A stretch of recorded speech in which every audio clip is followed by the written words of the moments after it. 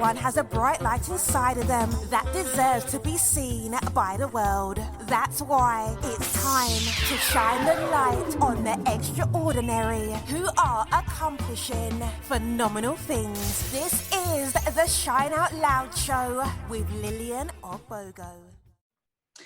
Good morning, good afternoon, good evening in the world, wherever in the world you are, and welcome to another episode of the Shine Out Loud Show with me, Lillian Obogo. Now, folks, I have two amazing women who sat down in 2019 and said enough is enough. They decided to break myths and change narratives and change stories. They say Black girls actually do knit and started the Black Girl Knit Club after a hashtag spurred them on into action. I am talking about Sicgmone and Vea Koranteng. They came together after working on various creative projects to start Black Girl Knit Club. Ladies, thank you and welcome to the show. Thank you. Thank you for having us. Hi, Lydia. I hope you're well. I am good. Thank you for asking. Ladies, I'm excited to interview you. So first and foremost, you are founders in your own right of this amazing knit club. You are lecturers, you are interior designers, and most importantly, you're also, congratulations, published authors. Thank you. So let me gush, and then you have this amazing platform. So ladies, let's go back to the very beginning. Tell me about Black Girl Knit Club. What was the hashtag that made you start taking action? Okay, should I start with this one, V? So in 2019, there was a hashtag going around called diverse knitting. Basically, it was kind of a call to action where more crafters and knitters were calling for more diversity within, they weren't seeing people of color within the industry crafting or kind of knitting, etc. But separate from that, Vanessa and I were co-founders, we're also friends. And we always separately collaborated as friends. And I'm actually from a knitwear background. Vanessa's from an interior styling background, but we were always kind of collaborating together. And we kind of realized that there wasn't really a space, because I was knitting a lot. I studied textiles at within University of West London, and kind of realized there wasn't really a space for knitters or crafters that looked like me. And at the time, I was actually, Vanessa and I were doing something, I was kind of teaching her how to knit. And then we were just a bit like, why don't we kind of set up a workshop? And then we're like Black Girl Knit Club. And it kind of started from there. And then as we were kind of doing our research, and Vanessa was like, okay, we need to set up, our social medias. We then realized that there was this whole thing called diverse knitting, where there was a kind of a call to action, even before we'd even realized. And then actually there was a space where women wanted to see people that looked like them, that kind of knitted. So we set up our first workshop. It was in February. It was February 2019, wasn't it? And there we, when we had our first kind of workshop, we realized that women, they wanted to knit, but they also just wanted to kind of share stories about themselves, about things that were going through, their hair, their children. And we realized that actually women just wanted to have a space to be around kind of people that looked like them. And I think it kind of stemmed, that was kind of the starting point, and then it kind of organically grew from there, really. Awesome. Yeah. V, did you want to add anything?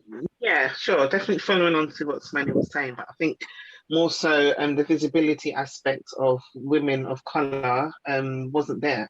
So we wanted to actually make sure that we created a platform that we are visible. Like, even when it just started on social media, we had loads of numbers. So with me, I'm more behind the scenes and more like marketing and the business side and business development side of Black Girl Knit Club. But so we organically grew our subscribers. We have over 700 plus subscribers. And we also have a big following on various different social platforms. And I think from the beginning in 2019, February, from that sold out workshop, we realized that there wasn't a space for us, but we created a space. So even in London, there was a big outcry for just being together, women being together, being able to actually develop their hand skills and just create something with their hands, as well as just be in the same room and just have that same interest. So I think it was just a great organic story, the way that we actually created it. But I think in hindsight, we realized that, there was an outcry for it. Awesome. I mean, the fact is, you've created this really amazing space where women, like you said, that look like us can come and be in the same space. And you mentioned that you wanted it to be a safe space for women of color and who were crafters. People will look up and say, well, there's so many crafting groups. Why is it important that we have a separate space? Why can't we integrate and be in those spaces? And I think I'll start with you, Vanessa. I think more so from the workshop. So our very first workshop, we kind of used it as like a testing ground to see actually what our followers and what our members wanted. So from then, we had various workshops throughout the whole year. And we had also a lot of collaborations with like big companies and competitors as well. And they realized that they needed more diversity in their aspects of their workspace and the way that they carry on with their business and their company. So they collaborated with us, and we kind of shifted into the forefront of being that diverse kind of pinpoint for the actual crafting community, kind of, so to speak. But I think the importance of us actually combining all of what we've done so far, and as well as collaborating with these companies, I think it was actually needed because, we just needed to actually, what's the word? Yeah, we actually just needed to actually make sure that we're at the forefront of this diverse crowd, so to speak. Okay, thank you so much for that, Vanessa. So going through and looking at everything that you're doing right now, and I mentioned at the very beginning that you both are recently authors because you've released your first book, called Conscious Craft. And we want to talk about that, but I'm going to pin that for a second because I want to understand how your journey, how you came to actually work on separate projects. How did you both meet? Because even though you're both in crafting and in that design industry, you, Vanessa, are in interior design from the construction industry, and Simone, you are a lecturer in textile design. First of all, I think I'm going to start with Simone. How did you end up becoming a lecturer? Okay, so I studied textile design, knitwear at Central St. Martin's. So I did knit, print, and weave. I didn't, Vanessa and I are both from Ghanaian background, so I didn't actually learn to knit until I think I was about 18 in my first year.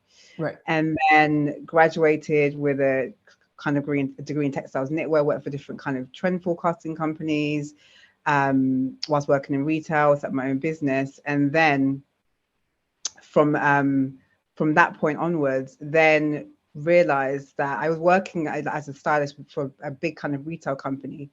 But then I always felt like I wanted more purpose to what I was doing. I always wanted to have, I enjoyed collaboration. I enjoyed working on group projects. And I joined a community called Shades of Noir. Okay. And Shades of Noir is a company that kind of promotes the work of more kind of Black lecturers within higher education, in terms of the fact that there needs to be more visibility of Black educators. And I was kind of with them during my journey, and then there was a point where I had the opportunity to come back and to do my kind of PG cert to lecture in higher education.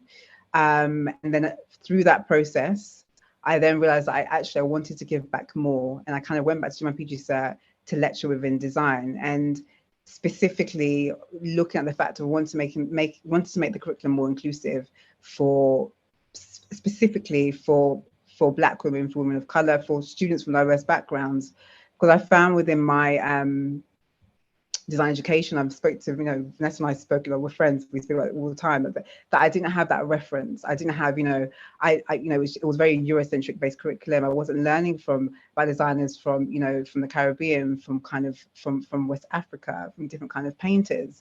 And within my research, I was looking at what's the experience of Black female kind of designers within the university that I studied. And I found out that, especially with the Black female students within the course that I did, struggled a little bit more. And why was that? So there was always that area of interest, and that's what led me down the route of education and into lecturing. So very much a part of what I work with my students is also making sure that the curriculum is inclusive, making sure there is reference to different black designers from different backgrounds, and that we really know their narratives. So it means that, you know, when these young designers are working with different companies or are coming into play within the industry, that they're also aware of that they're going to be working with different people from different backgrounds, and so that they're aware of the narratives that they bring, and that they can really understand their story. And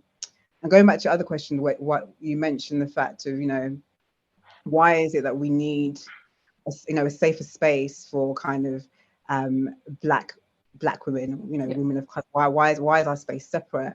And I think it's because you know, we don't, you know, when we're in the kind of these, you know, sometimes very white spaces, there isn't that reference there.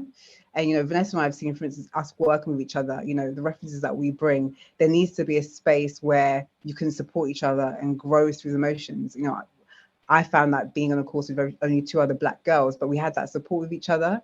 And that's why it's also needed. And that's what we do together, you know, as, you know, Black Girl Knit Club as well. There's that support that pushes us forward, and it's integral to our growth. You know, Vanessa and I wouldn't have got to this point had we not had each other and had our different skills as well. So, you know, that's kind of what's led to kind of the lecturing and kind of that kind of side. And I think that's what's great about our partnership, because I bring that kind of lecturing educational side, and Vanessa comes from the kind of the styling side, the business development side, and it really pushes our brand forward in the right kind of direction. It's a great marriage of two different skill sets that kind of work, and that's why we've got to this position. Awesome. Thank you so much for that answer. Vanessa, looking at you've come from the interior design and in construction, and when I read that about you on your profile, I was like thinking, I've never heard of that. So in terms of being a Black woman in interior design, in construction. So I'm going to ask, are you a first and only in your field? How does it feel? How did you come into that field?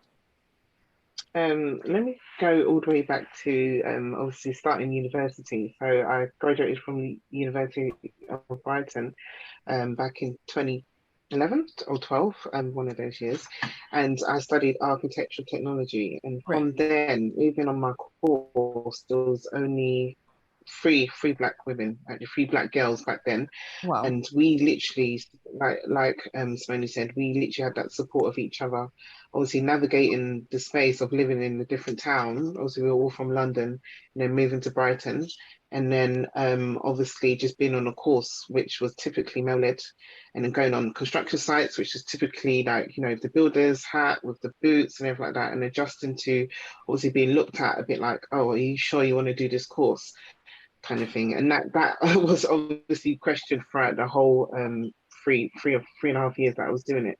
And then from then, but alongside that, I was always a creative. So I was always trying to be creative in terms of the fashion editorial side. So I would always scour like the vintage scene in Brighton, the vintage clothing scene. So I'll look at different garments. I was obviously buying garments back then, and I would wear them, and always be trying to be different, because Brighton was a new town for me, but also obviously on the student budget. But not only that, I think it just made me want to also change the narrative of my own story and my own way of clothing and the way that I used to dress. So I used to just scour different vintage shops. They've got a great scene in Brighton for different vintage shops. And then I would actually collect them, and then obviously create a collection out of them. So I would shoot them.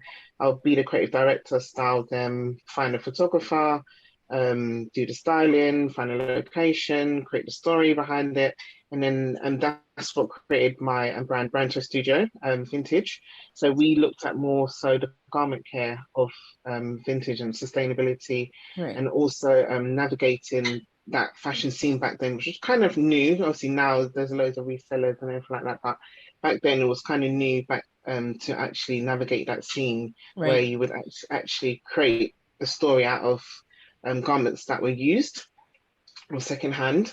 And I would also collect items from the 50s to 60s, as long as they were quality. So that was my ethos, to make sure that they were quality. And then obviously make sure that the next person or the next woman who actually bought my items would actually create their own story from that. Wow. But yeah, so that is alongside parallel to doing my degree at Brighton. And then from then, I was actually an architectural technician. And so I was going on site and actually drawing up internal spaces, exterior spaces. And then I was doing design coordination and then design management, which is more so managing the design team. So with architects, structural engineers, mechanical engineers, making sure that the building basically stood up. Because the architectural side is more fancy and is more, making it look nice and stuff like that. But the actual technical side of it, the construction side, make sure that all the numbers, all the details, everything like that is all combined to make sure that it makes sense for the site to actually go and build it, basically. And then from then I went into interior design management. So then that's more so my field right now. That's what I do right now. Yeah.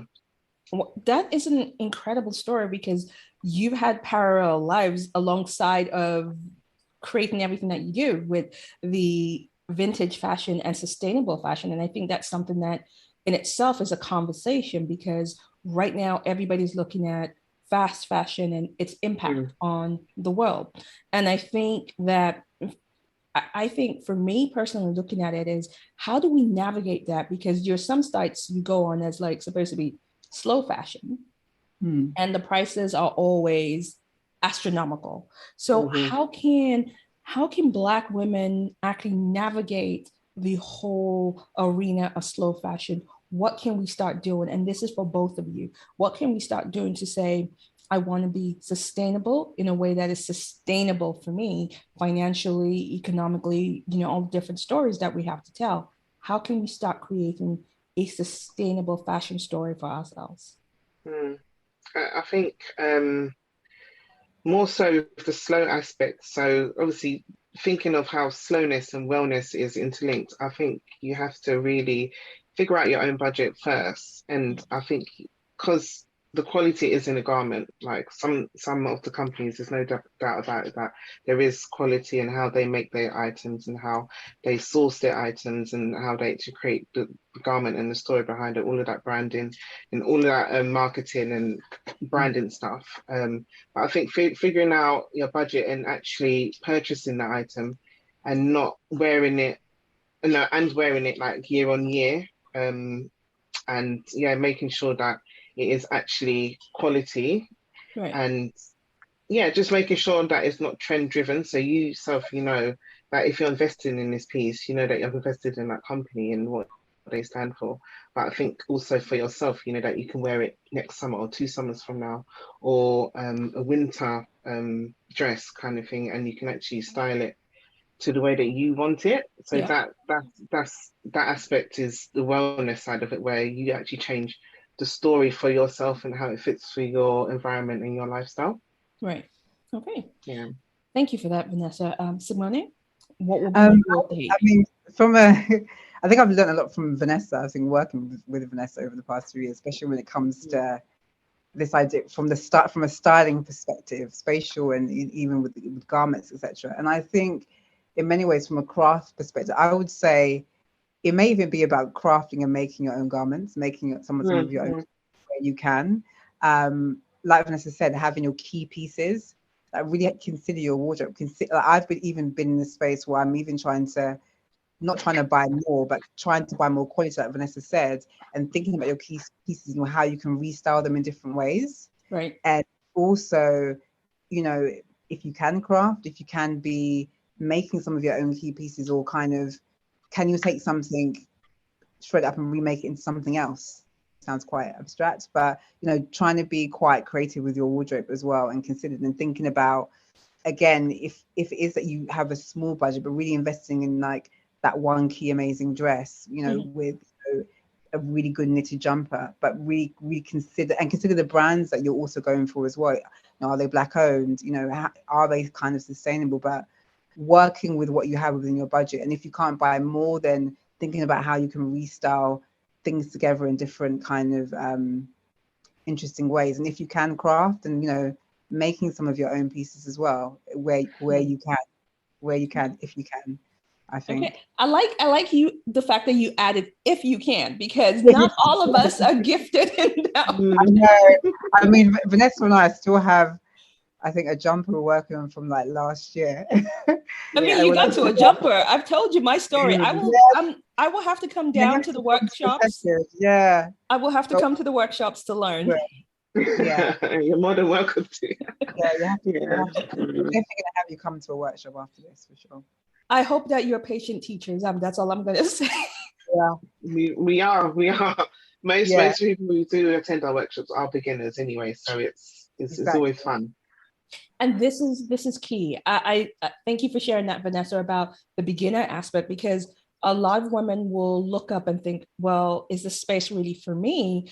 Because the idea of coming into a space where everybody is basically a ninja with a knitting needle will be a bit terrifying. So that's a good question, and that's a good point to make, that you shared that it's people that come are beginners, so they're different mixed skills in the room.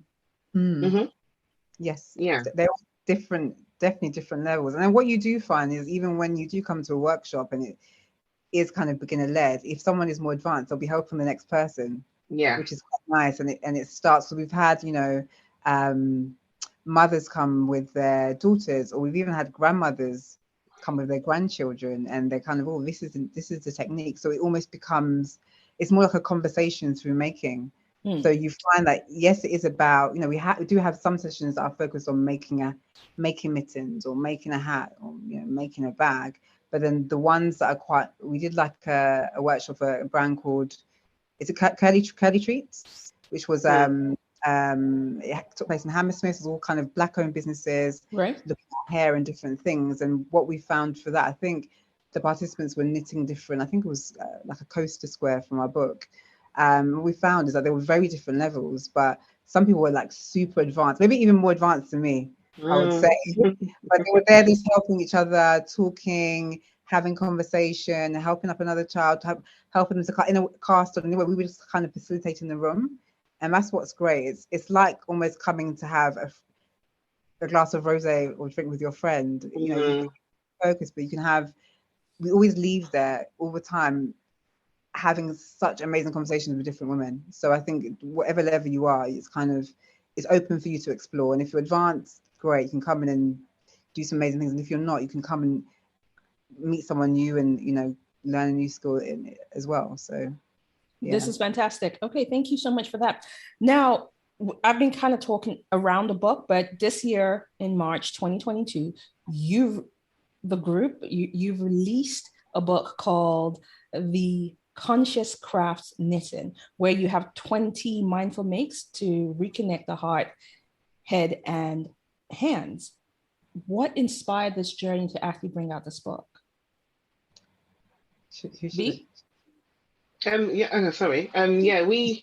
We were approached actually back in August 2020 about this book, and we didn't believe it. Actually, we were like, we just left the email, like, maybe it was just a phishing email, so I wouldn't.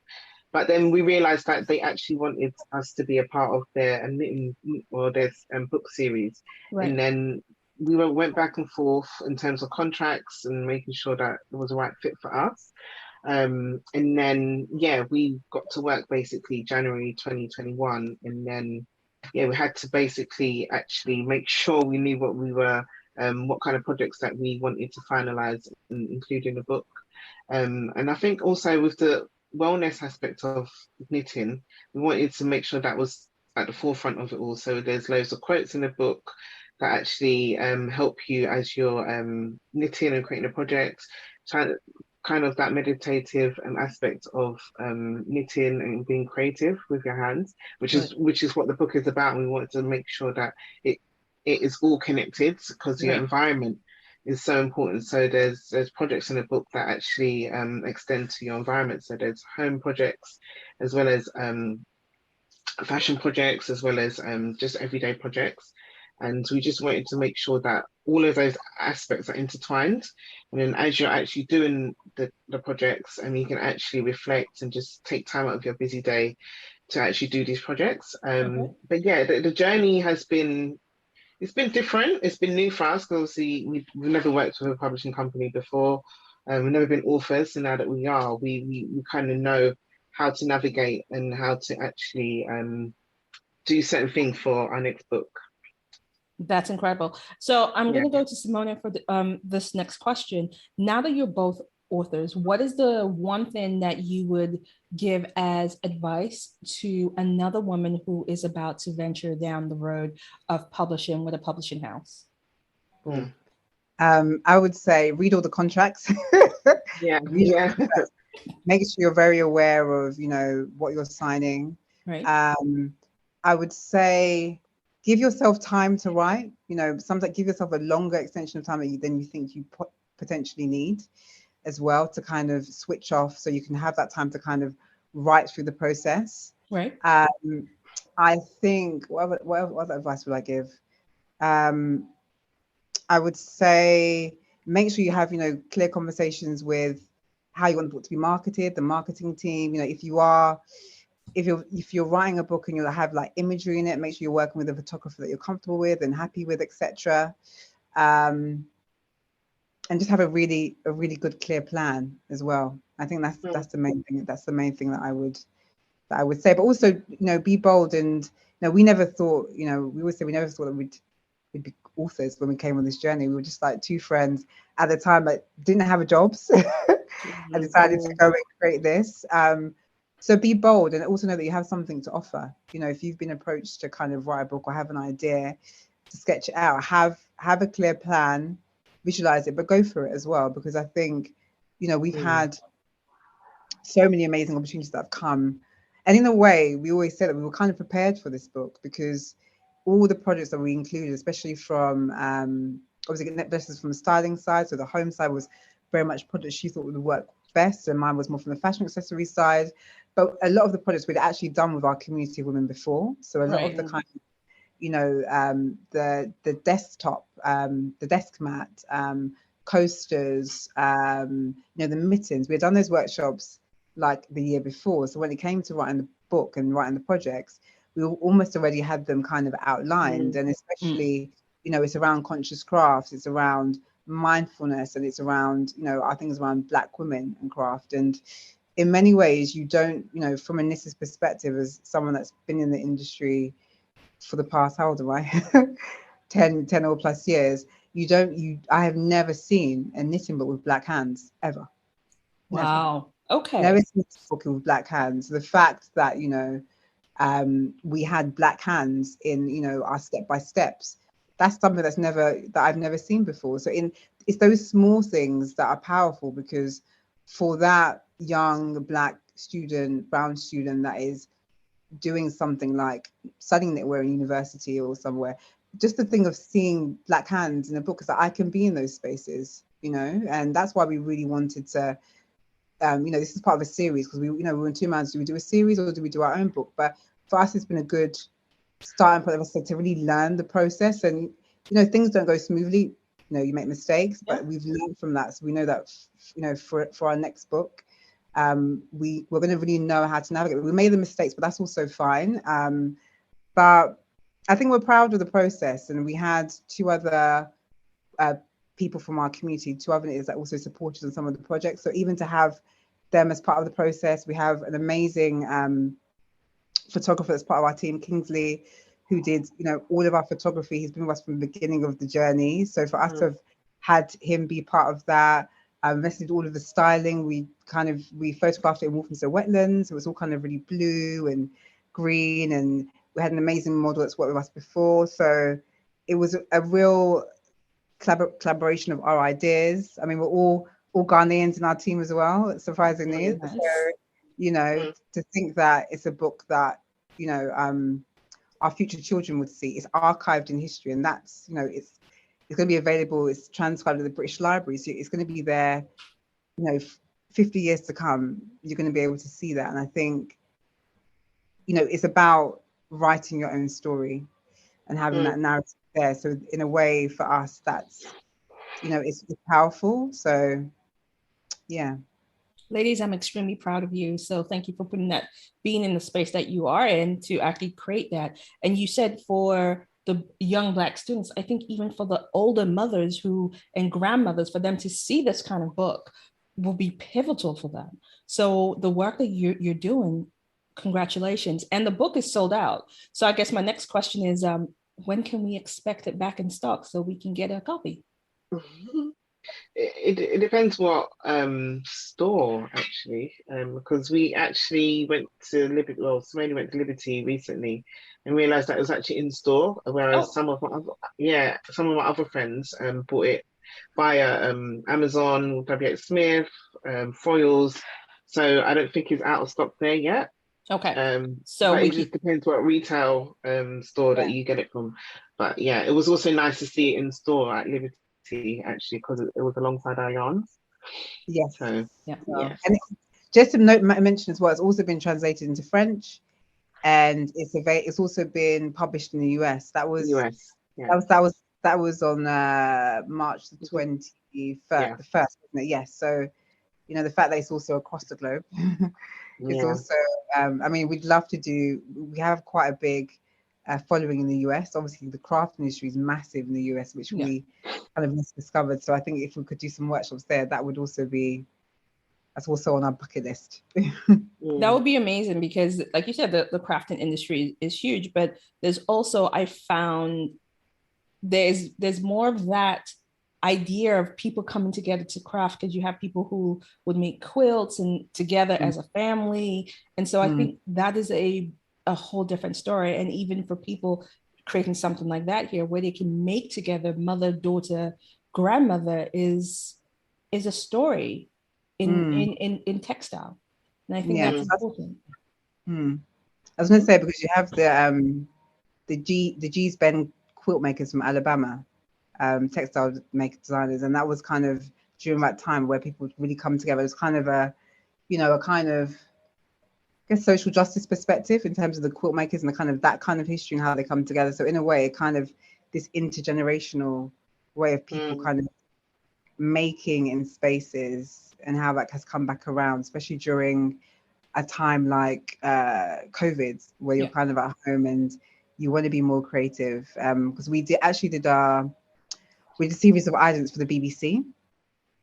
That's kind of one of the biggest highlights of, I guess it's been one of the highlights of our journey over the past 3 years. So we were approached by the producer from BBC to do a series of idents, knitting idents in collaboration with a photographer called Martin Parr. BBC won this. So that's something we'd never done before. We were approached to do it. We're like, oh my gosh, we need to do some idents. So that was really exciting. It's probably seen by like 34 million people, and it was only supposed to be for I think it was 2 weeks, but ended up being on screens for a year as well.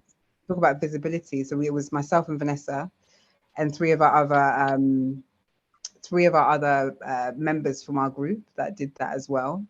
But again, especially during lockdown and with making, we found we also had an online Zoom session for our community just come together, and we found that we had a woman from Sweden, someone was from Brazil, weren't they, Vanessa? We had a lady from Brazil that kind of tuned in, and people from just all across the globe. So I think this idea of coming together, joining, and kind of making, especially during the kind of lockdown period, it's kind of people are getting back into that process. So I think that's also really exciting. I think, when you mentioned the BBC ident, I think I remember seeing during that lockdown period where there will be flashes before a BBC show. Yeah. And I remember seeing that. And when you said that, I was like, wait a minute, I saw that.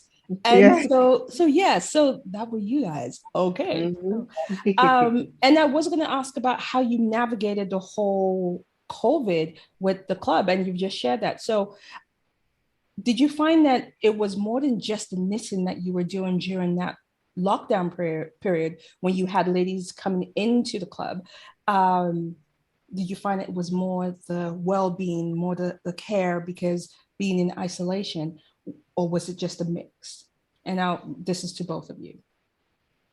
I think it was a mix, but more so they wanted just to be, because we did it online. Most of our sessions were online during COVID. So like you mentioned, the international women who joined us, most of them, obviously, it's hard to teach online because obviously physically you're not there showing them exactly what you want to do. But some of them were avid knitters anyway. But I think they just wanted to be around each other. They wanted to meet new people.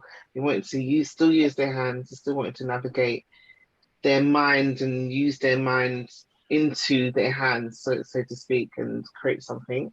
But also during that time, it was the unfortunate death of George Floyd. So I think having that space to actually release and just have some kind of support from us, the club founders, as well as the other members who actually joined us on that call. I think it was definitely important to highlight just how they were doing, just to ask them how they were doing and how their mental wellness all around was doing, because obviously some of them were in lockdown, some of them had children, some of them still had to work, but they actually took time out to actually create with us. But I think it was an intentional time out for them. So them actually deciding to be intentional with their time during that lockdown period was actually something that we definitely do appreciate. But also we just wanted to highlight that we're there for them. We're there for them as well. Yeah, that's incredible. I looked at your IG, and all I can say is this is definitely not the knitting that I know. You have items, such amazing items on your IG beyond just the hats, mittens, and scarves that you would associate with knitting. Can you talk through about some of your creations on there? On your IG. On the IG. Yes. That's IG. Yes. So with the creations on IG, a lot of the pieces, or some of them we do have, are collaborations, or even the fact when we talk about visibility. I think, especially with our social media, and Vanessa very much leads on our social media, that we found that we ran this series called the Black Women in Craft series during lockdown. We gave different Black women who are crafters opportunities to take over our Instagram and share their stories, because obviously you find that sometimes with the algorithm, a lot of the crafters don't get that visibility in space. So obviously we have like thousands of followers to kind of give them that visibility there. And we met an amazing knitwear designer called Korleki, who does this amazing, it's almost like a lace kind of knitting technique on there. And we actually did a collaboration with her with a charity in Ghana called the Book Foundation. So this amazing like Lorex orange corset top, using our upcycled peacock with a deme yarn. And we had that shot in Ghana recently, and was part of our book launch as well. So she's on there. There's also an amazing another Black knitwear designer called Pedro Bassa, who did this. She created this crocheted kind of satchel bag for us, and also was part of kind of supporting us with the book. So her stuff is on there as well. She's also an amazing designer. We had Anya Pansel, who is more of a textile artist that looks a lot of kind of the idea of race representation with her work. So she's half Welsh, half Ghanaian, and kind of looks at her identity through kind of yarn. So she uses her own hair and makes these like amazing, it's like rug tufting to look at kind of how she was raised in Wales, as one of the only like kind of mixed race women, and uses that through the piece. So we have a lot of different women within our Instagram, as well as kind of inspiration in terms of knitwear as well. So those are some of the really like exciting pieces, obviously alongside kind of showcasing our upcycled yarn as well, and how that can be used in kind of different ways. But it's definitely been a space to kind of showcase other kind of Black women and kind of the amazing work that they're doing. I think for us moving forward, how we then develop our products, etc. But it's definitely been a space to kind of for other people to showcase their skills and to give them that platform, because it's about visibility. And if we have a platform to give Black women that space, that's really important for us within our brand as well. Awesome. Now, those pieces, guys, listen, go onto their Instagram and take a look at these pieces. They're actually breathtakingly stunning. So I will say, listen, go on there. Last year, the club was, you held a workshop at the Power of Festival in 2021. What is the Power of Festival? The Power. Oh, Go sorry. ahead. Do you want to answer that, Vanessa? The Oh, I power thought of you were starting. Yeah. I thought you were starting it. Oh, sorry. Yeah.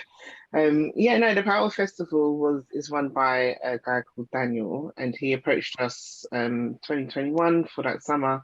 And I think the Power Festival is actually just making sure that obviously you take back your power in terms of the narrative of each of like the brands. We had there was various different workshops on there. There was line drawing, there was exhibitions, there was a photography exhibition of black bodies and black art as well. But the Powers Festival as a whole was just making sure that we feel empowered through different ways of expressing ourselves. So craft, art, photography, music. There was loads of live shows, and yeah, just gathering together, Awesome. yeah. Yeah. Okay, so and I know this is not your festival that you delivered a workshop. Would there be another of that festival this year? Do you know? I'm not too sure actually. I think Yeah, I'm not potentially sure. I think that was Daniel's first festival that he had done, and I think it was in collaboration with Fred Perry, I believe, as well, that was supporting the session. But it was great to be part of. I think it was also it was just that it was just coming out of lockdown, so people had it was our first if I'm correct me if I'm wrong for this, it was our first In person, yeah, workshop. But I yeah. think again there was some anxiety, were people going to come, were they not? But it was a great space. It was also supported by Lambeth Council, I believe. It was in Hammersmith. So I think he may potentially be doing it next year. But again, I mean, we've done the Power Off Festival. We've also done Black Girl Fest, Yeah. which is another amazing organization run by a Ghanaian girl called Nicole Krenzel. That's kind of also empowering different kind of black makers. That was our first ever dropping workshop, and we must have had about 1,000 women, Vanessa. Or am I being? Wow. It was a lot of different women coming through. I think it was our first drop-in session. We were a little bit nervous, like how are we going to get all these people through, and they all made a kind of like a bracelet. But I think that's what's really great about the fact of, you know, we did this as two friends and women to create this space, but we've been invited to so many things that we never thought we'd ever do, and seeing other black men and women running bigger festivals and spaces that we can also be part of and share our wider stories. We've done that. We did Black Girls Camping in the summer as well, which was for kind of like young teens, and they did like creative writing, and it was in this camp in East London that I think I went to when I was young, when I was like 11, and Vina didn't know that existed in Debden, and we went down, and there were all these like kids in their Wellington boots, and they were playing music like, do you want a drink? Okay. And just to see them kind of making, and they were there for like the long weekend, and Nice. writing, and we made them make different bracelets, but you know, all very incredibly like engaged, you know, young women that just wanted to learn. So the fact there's bigger things going on, I think that's also really exciting, because we're able to connect with so many other people that also have that same mission to kind of support Black women, to, you know, just and support young people to push them forward. And I think, you know, that's part of our ethos, and that's kind of what we kind of just want to keep on pushing moving forward as well. Brilliant. And picking up on that point about your ethos and changing narratives, on your website, you cite a piece from the ONS Annual Population Survey for 2018, and where you talked about the Black and minority ethnic individuals only make up 24% of creatives in the creative and cultural industries, and even becomes less when it's down to women. So Vanessa, I'm going to ask you, why is it that Black and brown women in the creative industry are still being underrepresented?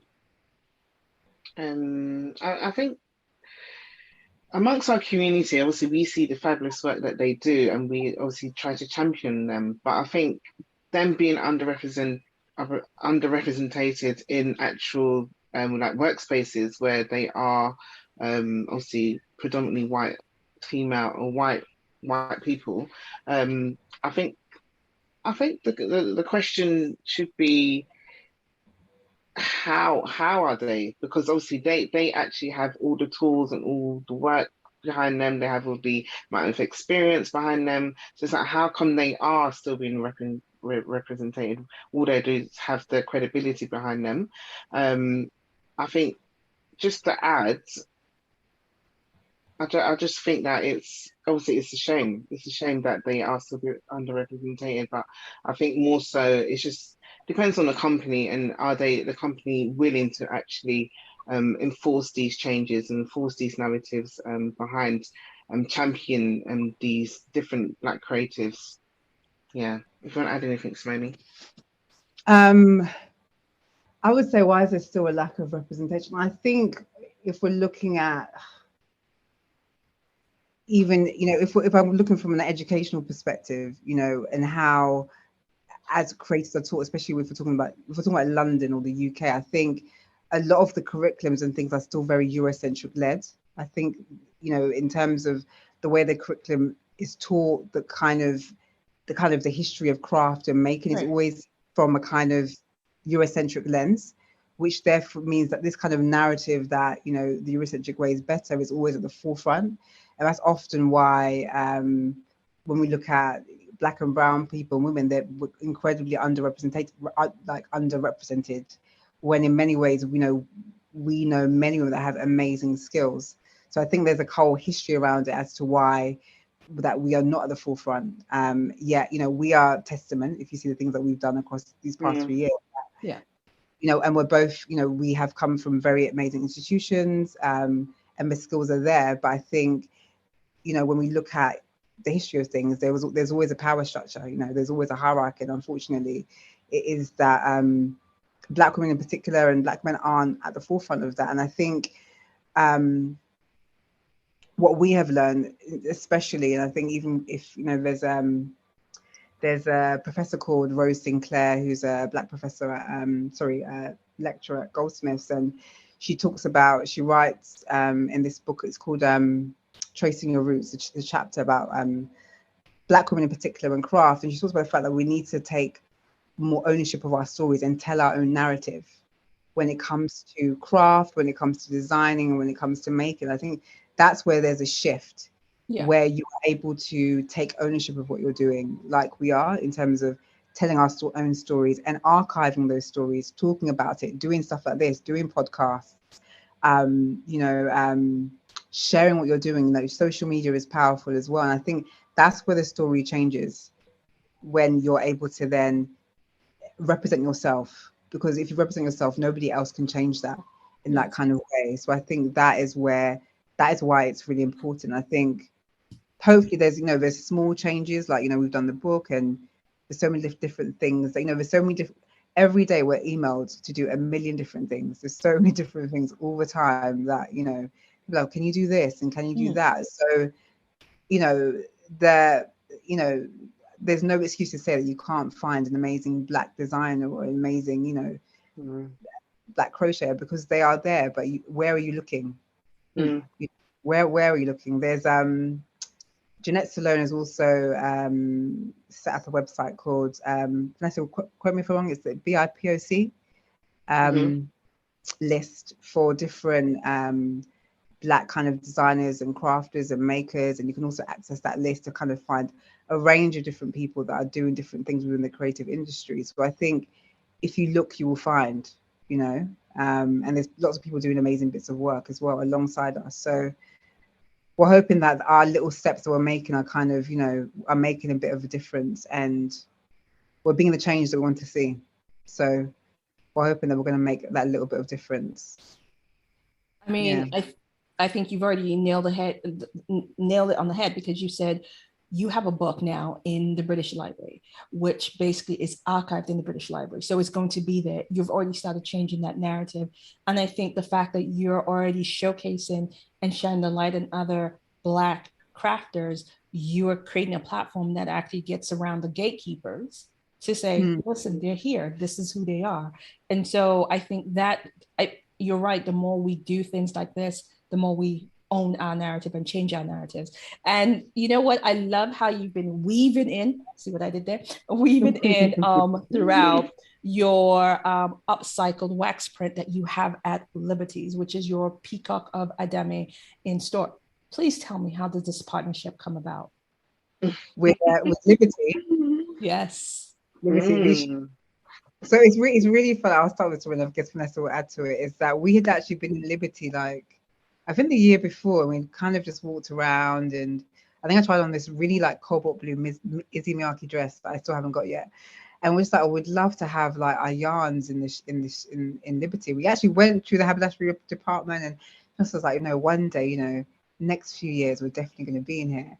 And like, I kid you not, like it might be like 7 months later, we actually shot the shoot for basically the styling for the shoot for the yarn even before they approached us. So when they approached us, we already actually had the story, and we had already shot the kind of shots for it already. And so when they approached, like, we've seen your yarn, we'd love to see a sample. We're like, oh my god, is this real?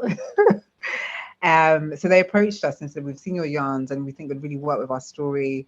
Could we get a sample to them for them to see? And then once they saw it, they were like, and they saw the swatches, they were like, we'd love for this to be in our store. And it kind of started from there. So we've had like I think it's like something like 3 restocks of our yarn in there as well, which has been really, really exciting. It's been, again, it was something we never thought we'd do. And the Pico Deme yarn is a lot of like, the wax print cloths that we use initially. Obviously, that wax print cloth looks very West African, but actually has very much has a cultural hybridity. It's actually like Indonesian, and it kind of also has a Dutch heritage. But again, we're both Ghanaian. It's something that we saw our grandmothers wearing, etc. So for us, with the brand, we also wanted something that kind of was linked to our heritage and our story, and the yarn kind of tells that. So it's kind of, it's cut into strips, etc. And that specific peacock is it's a demi fruit from Togo that's kind of passed down through different women. Right. It's almost like a sisterhood. So when we were thinking about the story, we thought about the fact that, kind of we knit together, we're kind of working with different women. So it kind of tells that very lovely. It's kind of a story between us. And yeah, so that's kind of where it kind of started. So it's been exciting to see different people make different things. And yeah, I think anything you want to add to that, V, as well, in terms of? Yeah, I think the key thing about actually just building a relationship with obviously a brand like Liberty, who are very prestigious, have been around since obviously the 1800s, I believe. Yeah. Don't quote me. Yeah, I think we were actually prepared for this opportunity. So I think just to give advice to any like business women or people who want to obviously get into business, I think just being prepared for the opportunity and making sure that obviously you believe in your own story and believe in the fact that no matter what may come, that you've already got so you already know that you're prepared. So I think being able to navigate that definitely has helped our relationship with them. And I think from then it's been like a snowball effect where we've obviously been recognized as stockists in Liberty. So yeah. Okay. So being prepared, I like the fact that you visualize this. You already were prepared. You had your shoots done before this became a reality. So you were working on some very powerful manifestations and forward thinking there. That's true. And I love that. I love the fact that you're like, we're prepared for this. We're ready for this. So if anybody, listen, if you're listening to this, watching this and thinking it's luck, yeah, it is luck, because they were lucky to be prepared. They were ready. They had visualized. They'd done the homework. So if you want to call that luck, let's call that luck, and I'll take that level of luck. So yeah. So ladies, I want to thank you for being on the show. And before we wrap up, I have a couple more questions. So here's my question: do you both wear your creations? Do you wear our creations? Yes. So Currently not.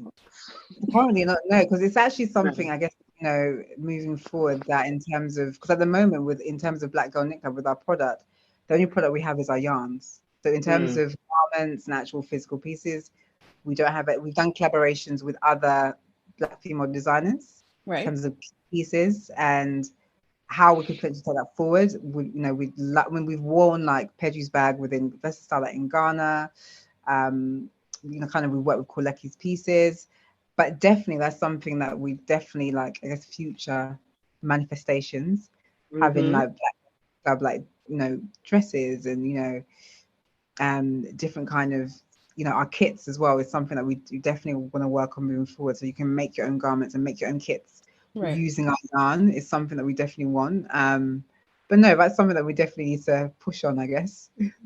Okay, so once your dresses come out, just remember where the manifestation started. Yes, we will. Definitely. But I think even before we started selling our own yarn, we had that. So we collaborated with a line drawer called Line and Honey, and she's been amazing. Like she did all of our branding, she did our logo, she did our prints and postcards. So I think even before we actually had yarn, we actually had postcards and we had prints. So of Black women with the afro hair, with that hands knitting, so people could actually identify with that and whose brand that was, and obviously that's the Black Girl Knit Club brand. So I think people actually would actually order those prints and actually have it in their home. Right. So we're not wearing it per se, but it's kind of been in people's homes and in our home, so to speak. Awesome. Yeah. Okay. Yeah. I like this, and I will definitely go back onto the website and take a look. So, guys, also all their details will be here. They will have I'll put their links and everything so that you can go onto their website and take a look. What do you have currently coming up in the way of workshops that we have to look out for? Oh, good question. So, coming up, we're definitely going to have workshops linked to the book. I mean, we've had the book is out now, which is very exciting. You can get the book in Liberties. It's in foils online, Waterstones. So we're going to have a series of workshops around the book, during the summer, and also from September leading up to kind of the Christmas period. So yeah, we have a lot of workshops coming up and some other things in the pipeline we can't quite mention yet. No problem. But if you look on our socials and you can join our newsletter as well. Through our website, then you can definitely be updated on the kind of the things that we have coming up in the pipeline. But yeah, it's all been very organic for us over these past 3 years. I think it's going to be exciting to see how everything kind of unfolds over the next year. Okay. Yes. Awesome. Mm-hmm. So, ladies, you both have navigated your own individual careers and your journeys, and I guess and with this brand new platform that you've birthed and you're creating as you go along, I guess my question is, looking at your journey so far, what advice would you give your 18-year-old self? I'll start with Vanessa and we'll go to Sicgmone. My 18-year-old self, I think just trust your gut and have more as in navigate your feelings within your gut, if that makes sense, as in trust your gut, but also hear your gut. I don't know if that makes sense, but try it and hear your gut and make sure you actually leap with it, and just don't worry about what people think or people say, and just definitely obviously prepare yourself, but obviously just navigate with your gut. Okay, thank you. Simone? To my younger 18-year-old self, I'd say feel the fear and do it anyway. And take every opportunity, even if you don't feel you're ready. I think there's so many things where I think of that I'm doing now with the club where I've kind of been oh, I'm not too sure, I don't think I can do that. And actually you can, because there's so many things that you've skills within you. And I think, when I was younger, I was a lot more nervous. If it was at competitions, especially going into one of a really good design school, I would never go for it because I thought, I can't do it. I'm not ready. Whereas it's actually you're there, you're learning, you're not perfect, you're not the perfect mold. The fact that you've got the skills, try it out, take the leap, take the risk, do it anyway. I think surround yourself with people that understand your work, a community of people. So, take every networking opportunity, do stuff with your friends. If your friend's a photographer or you've got an idea, work with your friends, start small, because whatever you do then, you're going to learn, you're going to learn something from it. So for example, I had my own brand before, same as Vanessa, there's so many things that we learn through making those mistakes. Whereas now we're here, we can be we're not going to do this, or when we're likely to take a risk because we've done it individually and really, in hindsight, learned through those processes and, all these different skills that I was saying, scouring Brighton or collecting things or having to put shoots together. We're doing it all now because we've done it before. Right. We weren't sure what we were doing, but you're going with your passion, So if you've got a passion for something, even if you've got that retail job that you hate, keep going to the retail job and do your stuff on the side because it's going to help you. Nothing is wasted. you know? So build up your skills, take your time, and don't watch what other people are doing, you know? Stay in your lane and be committed, because in the end, something will come from it. So, yeah. Brilliant. Okay, so we know that you have workshops coming up for summer and going into autumn, and looking forward to find out more about the things that you can't talk about yet. Give us your social links so that everyone can find you. Are you on LinkedIn? I know you're on Instagram, but what are the details? You can find us Instagram at Black Girl Knit Club, Twitter at Black Girl Knit, Facebook Black Girl Knit Club, and our website, which also you can get direct updates, newsletter updates as well. If you subscribe, it's at www.blackgirlknitclub.com. Okay, thank you so much. Now, here's my last question. Now, promise, last question. Now, and this is for both of you. So you have a Spotify list. And I have to say, that is a list and a half. It is such a good list. When I was researching and I started playing it, I'm like, yeah, this is how I miss my show, because I'm busy vibing to your list. It is such a good list. So here's my question. What is your favorite song from your list? Ooh. Ooh. My one is Solange, Things I Imagined. Oh, I like that. that. Yeah, that's a good one. Yeah, that's my favorite one, I think. Anything by Solange, definitely. And yeah, anything by Solange. Actually. Okay. All right. So guys, if you want to find their playlist on Spotify, it's Black Girl Knit Club Sounds. And trust me, this list is good. You would throw it on Spotify and have a good day with it. So I have to just mention that playlist is by our kind of contributors, have been our photographer as well. It's really contributed to our Kingsley. He's been our like photographer, but also like our sound guy. And it's actually interesting having, you know, a man that's also, you know, part of our team, but it's also been a great support for us as Black Girl Knit Club women. And awesome. That kind of vision has come in with everyone's talked about how they love that soundtrack. He's definitely seen us grow, and he's definitely been like our sounding board, and he's definitely been someone that has more vision sometimes and perspective that we're like, oh, okay, we don't see it from that angle, and it's definitely helped us like catapult us into where we are now. Yeah. This is incredible. So shout out to your sound guy, Kingsley, who is also the sounding board and part creator of this amazing playlist. Yes, amazing. Yeah. Awesome. So ladies, I want to say thank you very much for spending your time with me this evening and sharing your story. And actually, I want to also say thank you for creating this platform. And I think it's really important. It's a really important platform. So I'm looking forward to coming to discover if I can knit, because I'm telling you, I can't. We're coming for you. Yes, we're coming for you. Now that you've said it. Now, because I'm going to be sending you an email, be like, Lillian, it's here. Yeah, it's here. Time is now. Okay. All right. Listen, I am open to learning new things. This is my mantra, so I'm open to learning new things. So I will bring my knitting needles and plasters. Yeah. So thank you again for being on the show.